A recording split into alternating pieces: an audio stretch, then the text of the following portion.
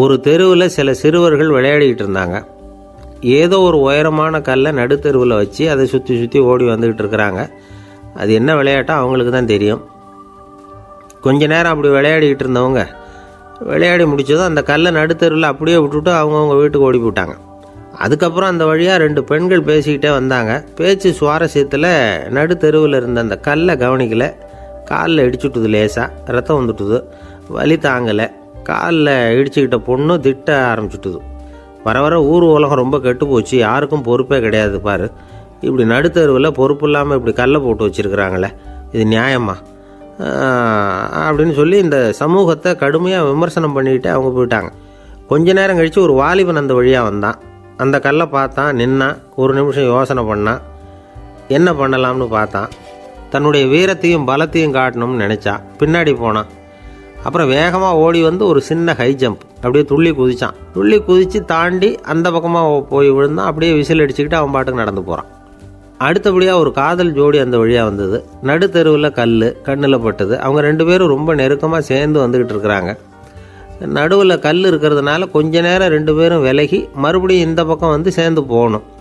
கொஞ்ச நேரம் நாம் பிரிய வேண்டி இருக்குதே அப்படின்னு வருத்தத்தோடு முணுமுணுத்துக்கிட்டே இந்த பக்கம் வந்தாங்க. அதுக்கப்புறம் வழக்கம் போல் சேர்ந்து அவங்க பாட்டுக்கு எதிர்காலத்தை பற்றி கற்பனை பண்ணிக்கிட்டே போயிட்டாங்க. கடைசியாக அந்த வழியாக பார்வை இல்லாத ஒருத்தர் வந்துக்கிட்டு இருக்கார். அவர் கையில் வழக்கமாக வச்சுருக்கிற அந்த ஊன்றுகோல், கையில் இருக்கிற அந்த ஊன்றுகோலால் தனக்கு முன்னாடி அப்படியும் இப்படியும் அப்படியே தட்டிக்கிட்டு பார்த்துக்கிட்டே அவர் மெதுவாக நடந்து வந்துக்கிட்டு இருக்கிறார். வழியில் இருக்கிற அந்த கல் தட்டுப்பட்டுது. உடனே நடுத்தெருவில் ஒரு கல் இருக்குங்கிறத அவர் புரிஞ்சுக்கிட்டார். உடனே குனிஞ்சார். அந்த கல்லை தடவி பார்த்து எடுத்தார். தெரு ஓரமாக கொண்டுட்டு போய் போட்டார். அதுக்கப்புறம் அவர் பாட்டுக்கு அவர் வழியில் நடந்து போனார். இப்போது இதில் பல பேர் வந்தாங்க போனாங்க. இவங்களில் பார்வை உள்ளவங்க யார், பார்வை இல்லாதவங்க யார்? இப்படி ஒரு கேள்வி கேட்டால் என்ன பதில் சொல்ல முடியும்? கொஞ்சம் யோசித்து பார்த்தா இன்றைக்கி பல பேர் இப்படி தான் இருந்துகிட்டு இருக்கிறோம். ஒரு ஆள் பார்க்குறதுக்கு பெரிய மனுஷன் மாதிரி இருக்கார். ஒரு தெரு வழியாக நடந்து வந்துக்கிட்டு இருந்தார். இருட்டு நேரம். வழியில் ஒரு பெரிய கல் கிடந்தது, கருங்கல். பார்த்தார். கொஞ்ச நேரம் யோசித்தார். போய் தூக்கி பார்த்தா ரொம்ப கனமாக இருந்தது. இன்னொரு ஆள் சேர்ந்தால் தான் தூக்க முடியும். இவர் உடனே ரோட்டு ஓரமாக போய் ஒரு மரத்தடியில் உட்காந்துக்கிட்டார். 2 பக்கமும் பார்த்துக்கிட்டே இருக்கார், யாராவது வர்றாங்களான்னு. கொஞ்ச நேரத்தில் ஒருத்தர் வந்தார், இவருக்கு தெரிஞ்சவர். என்னங்க இந்த நேரத்தில் இங்கே உட்காந்துருக்குறீங்கன்னு கேட்டார் அவர். அதோ அந்த கருங்கல் அப்படின்னு சுட்டி காட்டினார். ஓ, அதை தூக்கி ஓரமாக போடணுமா? வாங்க 2 பேரும் தூக்கலான்னார் வந்தவர். நான் அதுக்காக உட்காந்துருக்கலேன்னார் இவர். பின்ன வேறு எதுக்காகன்னார் அவர். ஒரு மனுஷன் கருங்கல்லில் காலை இடிச்சுக்கிட்டான்னா எப்படி துள்ளுவான்னு பார்க்கணுங்கிறது எனக்கு ரொம்ப நாளாக ஒரு ஆசை, அதுக்காக தான் உட்காந்துருக்கிறேன் அப்படின்னாராம். என்னுடைய நண்பர் ஒருத்தர் ஆழ்ந்த சிந்தனையில் இருந்தார். என்ன யோசனை பண்ணுறீங்கன்னு கேட்டேன். தலைவர் ஆகணும்னு பார்க்குறேன், அதுதான் என்ன வழின்னு யோசிச்சுக்கிட்டு இருக்கேன்னார். நான் கூட அது மாதிரி யோசித்து பார்த்தேன். அதுக்கப்புறம் அந்த யோசனையை கை விட்டுட்டேன் அப்படின்னோம். ஏன்னு கேட்டார். அதுக்கான தகுதிகள் நமக்கு இல்லைங்கிறது புரியுது. அது நமக்கு புரியறத விட நம்ம விட மற்றவங்களுக்கு நல்லா புரிஞ்சு போச்சு. அதனால் பேசாமல் கம்முன்னு இருந்துடுறது தான் நல்லது அப்படின்னோம். தலைவர் ஆகிறதுக்கு தகுதிகள் வேறு உண்டோ அப்படின்னு கேட்டார். அவர் யதார்த்தமாக தான் கேட்குறார். நாங்கள் உடனே எங்ககிட்ட இருந்த ஒரு புத்தகத்தை எடுத்து அவர்கிட்ட கொடுத்தோம். படித்து பாருங்கன்னு. தலைவர் ஆகிறதுக்கு என்ன வழி அப்படிங்கிறத பற்றி அதில் போட்டிருக்கிறாங்க. முதல் வழி என்ன தெரியுமா? ஒரு 4 பேர் முன்னாடி இல்லைன்னா ஒரு கூட்டத்துக்கு முன்னாடி நீங்கள் பேச போகிறீங்க. அப்போ எப்படி ஆரம்பிக்கணும்னா, உண்மையான புகழ்ச்சி, நேர்மையான பாராட்டு, இதோடு ஆரம்பிக்கணும். எடுத்ததுமே அது சரியில்லை இது சரியில்லைன்னு பேசிகிட்டு இருக்கக்கூடாது. மக்களை பார்த்து நீங்கள் தான் தப்பு பண்ணிவிட்டீங்க அப்படின்னு நேரடியாக சொல்லக்கூடாது. தவறு இருந்தாலும் அதை மறைமுகமாக ஏதாவது கதை சொல்லி அதிலிருந்து அவங்க புரிஞ்சுக்கிற மாதிரி செய்யணும். அடுத்தவங்க பண்ண தப்பு என்னன்னு அலசறதுக்கு முன்னாடி நீங்கள் பண்ணின தப்பு என்னங்கிறத பற்றியே பேசுங்க. எதுக்கும் நேரடியாக உத்தரவு போட்டுக்கிட்டு இருக்கக்கூடாது. இதை நீங்கள் செய்யணும் அப்படின்னு சொல்கிறதுக்கு பதிலாக நீங்கள் இப்படி செஞ்சால் எப்படி இருக்கும் அப்படின்னு கேள்வி மாதிரி கேட்கணுமா. இப்படி கேட்டால் அது உத்தரவு மாதிரி தெரியாதான். அடுத்தவங்க மரியாதையை காப்பாற்றுறது மாதிரி பேசணுமா. உங்கள் பேச்சு இன்னொருத்தரை அவமானப்படுத்துறது மாதிரி இருக்கக்கூடாதான். ஏண்டா இவங்கிட்ட போய் மாட்டிக்கிட்டோம்னு யாரும் நினச்சிடக்கூடாது. ஒவ்வொரு சின்ன வளர்ச்சியையும் பாராட்டணும். வெற்றி சாதாரணமாக இருந்தாலும் பாராட்டாமல் இருந்துடக்கூடாது. பாராட்டும் பொழுது தாராளமாக இருக்கணும், குறை சொல்லும் பொழுது கவனமாக இருக்கணும்.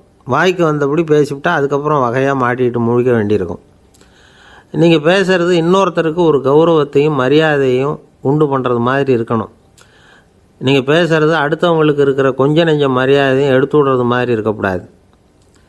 உங்கள் பேச்சை கேட்டால் கேட்குறவங்களுக்கு ஒரு ஊக்கம் வரணும், உற்சாகம் வரணும். தவறு எதுவாக இருந்தாலும் அதை சுலபமாக திருத்திக்கலாம், சரி பண்ணிக்கலாங்கிறது மாதிரி இருக்கணும் உங்கள் பேச்சு. அடுத்தவங்களை சந்தோஷப்படுத்துங்க. உங்கள் யோசனையை கேட்டு நடந்துக்கிறதுனால அந்த சந்தோஷம் அவங்களுக்கு கிடைக்கணும். இந்த தகுதியெல்லாம் உங்ககிட்ட இருந்தால் நீங்கள் ஒரு சிறந்த தலைவராகலாம் அப்படின்னு அந்த புஸ்தகத்தில் போட்டிருக்குது. இந்த காலத்தில் தலைவர் ஆகிறதுக்கு வேறு சில தகுதிகள்லாம் கூட தேவைப்படுது. ஒரு புள்ள தன்னுடைய அப்பா கிட்ட, அப்பா உன்ன மாதிரியே நானும் அரசியலில் சேரணும், தலைவர் ஆகணும்னு ஆசைப்படுறேன், இன்னையிலேருந்து எனக்கு அரசியல் பாடம் கற்றுக் கொடு அப்படின்னு கேட்டிருக்கான். அவரும் சரின்னு சொல்லிவிட்டு ஒரு பெரிய ஏணியை எடுத்துகிட்டு வந்தாரான். ஒரு செவுத்தில் சாத்தினார். இந்த ஏணியில் ஏறி உயர போய் அங்கே பரன் மேலே இருக்கிற ஒரு புத்தகத்தை எடுத்துகிட்டு வாடான் இருக்கார் மகனை பார்த்து. அப்பா ஏணி ரொம்ப உயரமாக இருக்குது, நீ ஜாக்கிரதையாக இதை பிடிச்சிக்கோ, நான் ஏறி போகிறேன் அப்படின்னு நான் பையன். பயப்படாத, நான் பார்த்துக்கிறேன்னார் அப்பா. பையன் ஏணியில் ஏறினா உச்சிக்கு போனதும் அப்பா கையை எடுத்துட்டார். ஏணி அப்படியே சரிஞ்சுட்டுது. பையன் பொத்துன்னு கீழே விழுந்துட்டான். இடுப்பை பிடிச்சிக்கிட்டே எழுந்திரிச்சான். என்னப்பா இது, இப்படி என்னை ஏற விட்டுட்டு கையை விட்டுட்டியே, இப்படி கைவிடலாமா அப்படின்னு கத்தியிருக்கான். அப்பா நிதானமாக சொன்னாராம், அவசரப்படாதேப்பா, அரசியலில் இதுதான் முதல் பாடம், பெத்த அப்பனாக இருந்தாலும் அவனை நம்பாதே அப்படின்னு உபதேசம் பண்ண ஆரம்பித்தார். அன்பாக இருக்கணும்னு அநேக பெரியவங்க சொல்லியிருக்கிறாங்க. நாமளும் அதை கேட்டுவிட்டு அன்பு காட்டுறதுக்கு தயாராக தான் இருக்கிறோம். அதை வாங்கிறதுக்கு தான் ஆளை காணும். இருந்தாலும் அன்பில் எத்தனையோ வகை உண்டு. அதை சரியாக புரிஞ்சுக்கிட்டு அதுக்கப்புறம் அன்பு காட்ட ஆரம்பிக்கணும். வகையை புரிஞ்சிக்காமல் அன்பு காட்டினா வம்புல மாட்டிக்க வேண்டியது தான். அன்புன்னா சாதாரணமாக நினச்சி விடாதீங்க. அதில் எவ்வளவு விதம் தெரியுமா? இரக்கம், கருணை, காருண்யம், பந்துத்துவம், பட்சம், பாசம், நேசம், விசுவாசம், அபிமானம், காதல், பக்தி, இப்படி பல விதமாக அதை பற்றி சொல்லி வச்சுருக்கிறாங்க பெரியவங்க. இந்த வார்த்தைகள்லாம் நாம் கேள்விப்பட்டது தான். இருந்தாலும் அதுகளுக்குள்ளே என்ன வித்தியாசம்னு கேட்டால் சரியாக சொல்ல தெரியாது. அதனால் இந்த வார்த்தைகளுக்கெல்லாம் பெரியவங்க என்ன விளக்கம் சொல்கிறாங்கன்னு இப்போ பார்க்கலாம். எளியவர்கள் மேலே செலுத்துகிற அன்பு இருக்குது பாருங்கள், அதுக்கு இரக்கம்னு பேர். அறிவு பலம், சரீர பலம், இது ரெண்டும் இல்லாதவங்க மேலே, அதாவது வலிமையற்றவர்கள் மேலே செலுத்துகிற அன்பு இருக்குது பாருங்கள், அதுதான் கருணை. எறும்புலேருந்து யானை வரைக்கும் சகல ஜீவராசிகள் மேலேயும் காட்டுற அன்புக்கு காருண்யம்னு பேர், ஜீவகாருண்யம். சிவி சக்கரவர்த்தி காட்டின அன்பு இந்த ரகம். உறவினர்கள், சொந்தக்காரங்க, அவங்க வசதியாக இருந்தாலும் வறுமையில் இருந்தாலும் வித்தியாசம் இல்லாமல் காட்டுற அன்பு இருக்கு பாருங்க, அதுக்கு பேர் பந்துத்துவம்.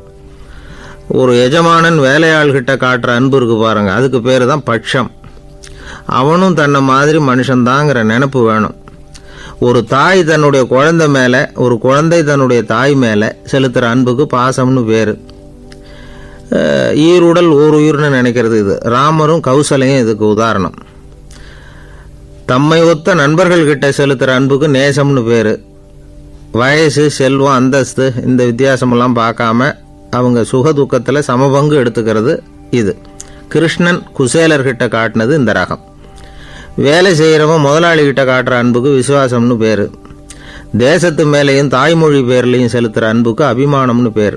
தேசாபிமானம்னு சொல்கிறோமே, இதுதான். ஒரு கணவன் மனைவி பேரில் காட்டுற அன்புக்கு காதல்னு பேர். கடவுள் பேரில் செலுத்துகிற அன்புக்கு பக்தின்னு பேர். இப்படி அன்புல பல ரகம் இருக்கிறப்போ அதில் உள்ள வித்தியாசம் தெரியாமல் இடம் மாற்றி அன்பு காட்டினா இடைஞ்சல் தான். சரி, இந்த அன்பை பற்றி விஞ்ஞானம் என்ன சொல்லுது தெரியுமா? இதயத்தை பாதுகாக்கிறதுக்கு முக்கியமாக தேவைப்படுற ஒன்று இந்த அன்பு தான்னு சொல்லுது. நெதர்லாந்து விஞ்ஞானிகள் இதை ஆராய்ச்சி பண்ணியே கண்டுபிடிச்சிருக்கிறாங்க. கொஞ்சம் முயல் குட்டிகளை 2 பிரிவாக பிரித்தாங்க. 2 குரூப்புக்கும் கொழுப்பு அதிகமாக உள்ள ஆகாரத்தையே கொடுத்துக்கிட்டு வந்தாங்க. ஆனால் ஒரு குரூப்புக்கு வெறுமன ஆகாரத்தை கொடுத்ததோடு சரி, இன்னொரு குரூப்பு முயல்களுக்கு ஆகாரம் கொடுத்ததோடு நிறுத்திக்கல. அதுக்கு முன்னாடி கூண்டுகளை திறந்து விட்டு முயல்களை கொஞ்ச நேரம் எடுத்து கொஞ்சி விட்டு அதுக்கப்புறமா ஆகாரம் கொடுத்தாராம் ஆராய்ச்சியாளர். இந்த குரூப்புக்கு இதய பாதிப்பு 60% குறைச்சலாக இருந்துதான். சில நோயாளிகளுக்கு ஹார்ட் அட்டாக் வந்தாலும் அதை தாங்கிக்கிட்டு குணமாகிற சக்தி அதிகமாக இருக்குது. இது எப்படின்னு ஆராய்ச்சி பண்ணி பார்த்துருக்குறாங்க. அவங்கெல்லாம் மனைவி தன் பேரில் ரொம்ப அன்பாக இருக்கிறதாக நினைக்கிறவங்களாம் இருக்கிறாங்களாம். இதய நோயாளிகள் பல பேரை சந்தித்து இதய நோய் ஏற்பட என்ன காரணம்னு கேட்டிருக்கிறாங்க. அவங்க சொன்ன காரணம்லாம் சாப்பாடு சம்மந்தமாக இல்லையா, மனைவி அன்பா இல்லை, இப்படிப்பட்ட காரணத்தை தான் சொல்கிறாங்களாம். அதனால் இதயத்தை பாதுகாக்கணும்னு நினைக்கிறவங்க அடுத்தவங்க அன்பாக இருக்கிறது மாதிரி பார்த்துக்குங்க, அதுதான் முக்கியம். ஒருத்தர் முகம் பூரா பிளாஸ்டரி போட்டுக்கிட்டு வந்தார், ரொம்ப கோபமாக. என்னங்க ஆச்சுன்னு விசாரித்தேன். எல்லாம் உங்களால் தான் சார்னார். விவரமாக சொல்லுங்களேன். என்ன உங்கள் தகவலை கேட்டுட்டு ஒரு பூனைக்குட்டியை கையில் எடுத்தேன், அன்பாக அதை தடவி கொடுக்கறதுக்காக. ஆனால் அது முந்திக்கிட்டது, அது என் முகத்தை தடவி கொடுத்துட்டுது, முகம் பூரா நகை கீறல், அதுதான் இப்படி அப்படின்னார்.